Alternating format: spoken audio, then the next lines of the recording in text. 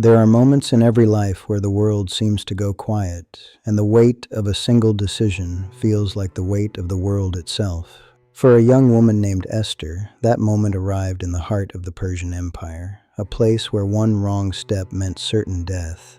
She wasn't a warrior, a priestess, or a seasoned diplomat. She was an orphan who found herself wearing a crown she never sought. Tonight we walk through the halls of Susa to witness a courage that wasn't born from the absence of fear, but from the presence of purpose.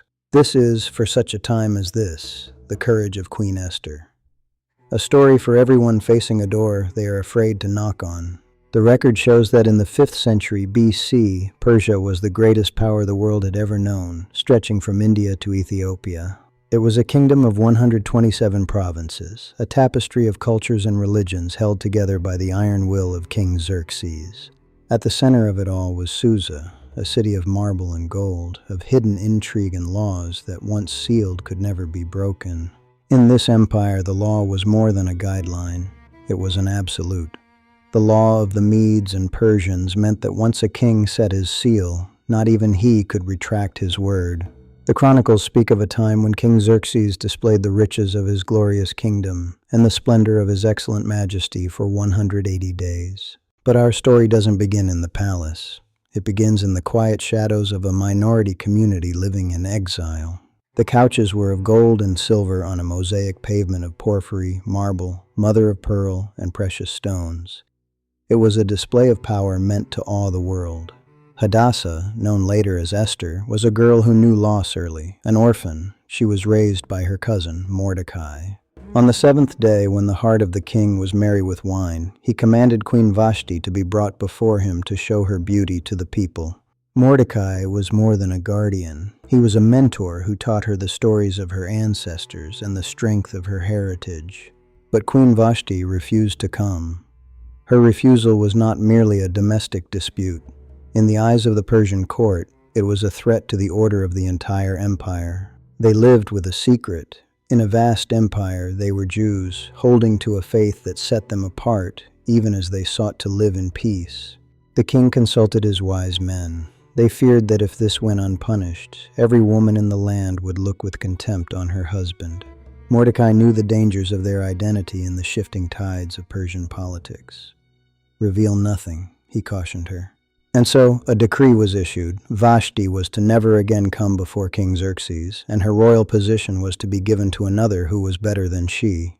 Change came with a royal decree. King Xerxes, after a falling out with his queen, sought a new consort for the throne. From every corner of the empire, the most beautiful young women were brought to the palace. Among them was Esther.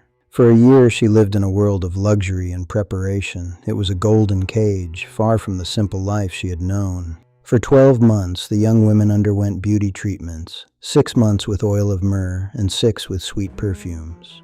It was a time of refining, of waiting, and of profound uncertainty. She found favor with everyone she met. There was a quiet grace about her, a depth that set her apart from the others. When the time came for her to stand before the king, Xerxes was captivated. He placed the royal crown upon her head. The orphan girl was now the queen of Persia, but her heart remained with her people and her secret remained hidden.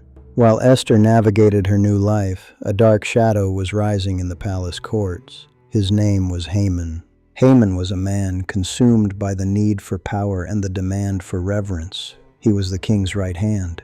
But at the palace gate, one man refused to bow. Mordecai would only honor his God. This simple act of faith incensed Haman. Haman's pride turned to a lethal obsession. He didn't just want to punish Mordecai, he wanted to destroy everything Mordecai loved.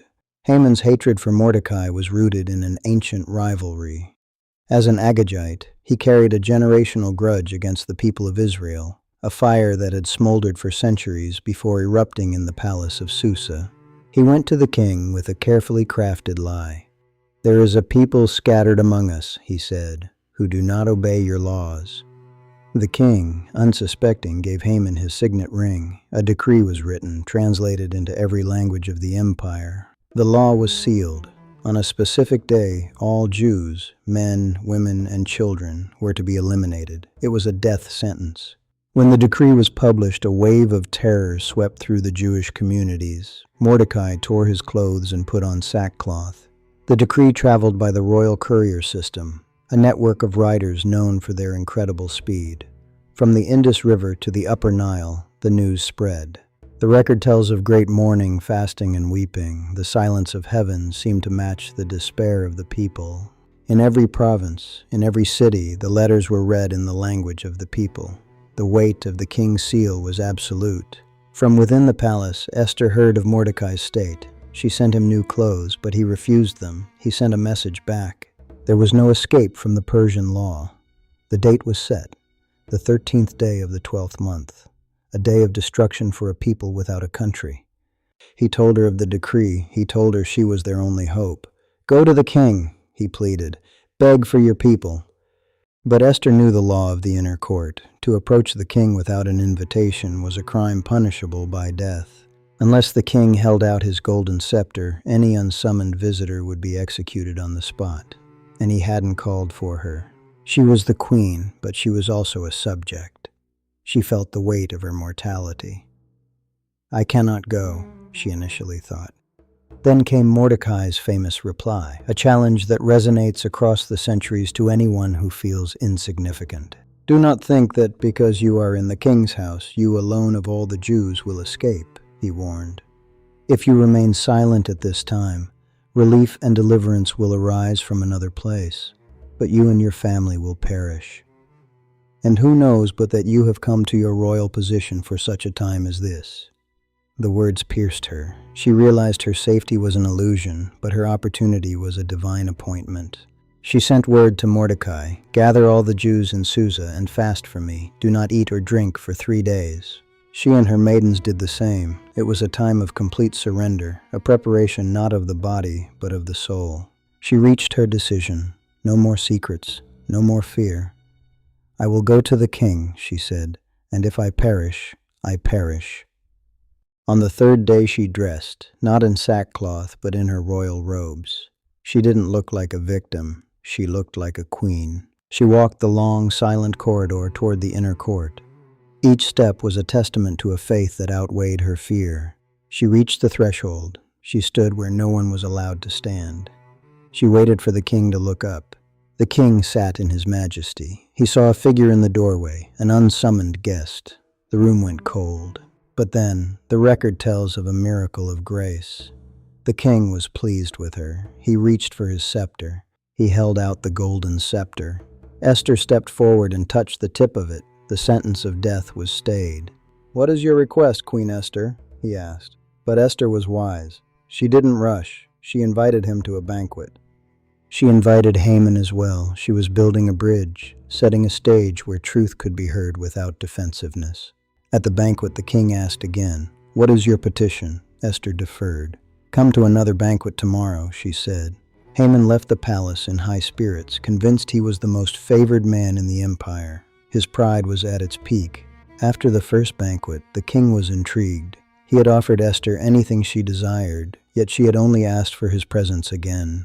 At his wife's suggestion, he built a gallows 50 cubits high for Mordecai. He was certain that by morning he would be rid of his enemy. The curiosity of the king grew. Why did the queen seem so burdened? Why was her heart so heavy in the midst of such luxury? But that night the king could not sleep. It seemed as if even the heavens were conspiring to bring justice to light. The stage was being set for a revelation that would require more than just the king's favor. It would require his transformation. He asked for the chronicles of the empire to be read to him. He heard the story of a man who had saved his life. That man was Mordecai. What honor was done for him? The king asked. The answer was, none. The chronicler read the account of Bigthana and Teresh, the king's own guards, who had plotted to lay hands on Xerxes. It was Mordecai who had overheard and exposed them, saving the throne itself. In a moment of profound irony, Haman entered the court to ask for Mordecai's death, just as the king was seeking to honor him. The king asked Haman how to honor a man he delighted in. Haman, thinking it was himself, described a royal procession. "Do this for Mordecai," the king commanded. Haman was forced to lead his enemy through the city, proclaiming his honor. The time for the second banquet arrived. The air was thick with the scent of destiny. The king asked one final time, "What is your petition, Queen Esther? Even to half the kingdom it shall be granted." The moment had come. "If I have found favor in your sight, O king, let my life be given me at my petition and my people at my request." She revealed the plot. She revealed that she was one of the condemned. The adversary and enemy is this wicked Haman. The king's rage was a storm. Haman collapsed in terror. The very gallows he built for another became his own end. A new decree was issued. The shadow of death was lifted. The people were given the right to defend themselves. The record shows that joy and honor replaced mourning and fear. Mordecai was elevated to the highest office. Though the first decree could not be revoked, the new decree gave the Jewish people the right to assemble and protect their lives. To this day, the story is retold. It is a legacy of a courage that changed the course of history. Mordecai went out from the presence of the king in royal robes of blue and white, with a great crown of gold and a garment of fine linen and purple. But this isn't just a story from the ancient archives of Susa. This is a story for you tonight. The city of Susa shouted and was glad. For the people there was light and gladness, joy and honor. Maybe you are standing before a door you're afraid to knock on, a difficult conversation, a new beginning. Perhaps you feel like an orphan in your own life, small and unseen in a world that feels far too loud. Remember Esther. She wasn't fearless, she was faithful. She realized that her life was not an accident. Maybe you feel like that orphan girl tonight, unseen, unheard, and wondering if anyone knows the secret burdens you carry. You are where you are for a reason. You have been brought to this moment for such a time as this. Know that the same hand that guided Hadassah from the shadows into the palace is the hand that holds your story. Your voice matters. Your courage, however small it feels to you, can change the landscape of a heart. You might feel small, but even the smallest stone creates ripples that can reach the furthest shore. Your courage is never wasted. Whatever door is before you, know that you do not walk through it alone. There is a peace that goes before you. May you find the strength to speak. May you find the peace to rest, and may you know that you are loved. We would love to pray for you. Please share in the comments who you are holding in your heart tonight. If this story brought you comfort, please subscribe to Beside Still Waters. Join our community of peace.